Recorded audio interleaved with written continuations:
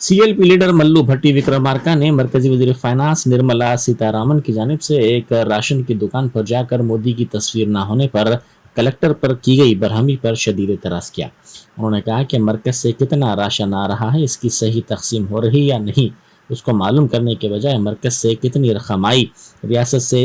कितनी रकम गई, उसको मालूम करने के बजाय कलेक्टर से इस पर बरहमी का इजहार करना मुनासिब नहीं है। उन्होंने कहा कि अगर शुबा हो तो चीफ सेक्रेटरी को मकतूब रवाना किया जाए, मरकज से दिए गए फंड्स पर जवाब तलब किया जाए। उन्होंने इस मसले पर निर्मला सीतारमन पर शदीद तनकीद की। इट्ला ఒక రేషన్ షాప్ దగ్గర పోయి ఏ కలెక్టర్ ఏంది ఇది ఉండండి ఉండండి ఏ కలెక్టర్ ఏంది బియ్యం ఎంత ఇస్తున్నా మాదెంత నీదెంత కలెక్టర్కి ఏం సంబంధం కలెక్టర్కి సంబంధం ఏంది ఎన్ని రేషన్ కార్డులు ఉన్నాయి బియ్యం రాష్ట్రం నుంచి ఎంత వస్తుంది సక్రమంగా డిస్ట్రిబ్యూషన్ జరుగుతుందా లేదా ఆ జరగకపోతే వాళ్ళ మీద ఏం చర్యలు తీసుకోవాలి అరే వాటర్ డబ్బులు రాష్ట్రం ఎంత ఇస్తుంది కేంద్రం ఎంత ఇస్తుంది ఆయనకేం సంబంధం ఏమండి నిజంగా మీరు కేంద్ర మంత్రి మీరంటే మాకు గౌరవం కాదంటలే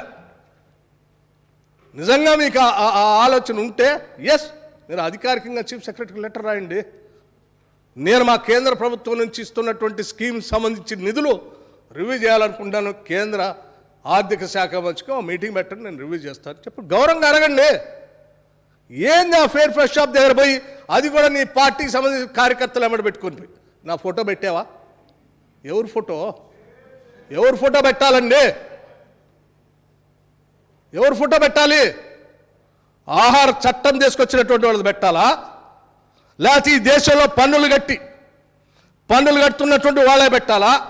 లేకపోతే 100 రోజులు కూలి పోయి ఆ కూలి ద్వారా వచ్చే డబ్బులతో జిఎస్టీ పేరు మీద ఉప్పు పప్పు చింతపండు ఉల్లిగడ్డ కొనుక్కునేటప్పుడు పన్ను కడుతున్న ఆ పేదవాళ్ళ ఫోటోలు పెట్టాలా ఎవరు ఫోటోలు పెట్టాలి ఫోటోల కోసం మనం ఏం జరుగుతుందండి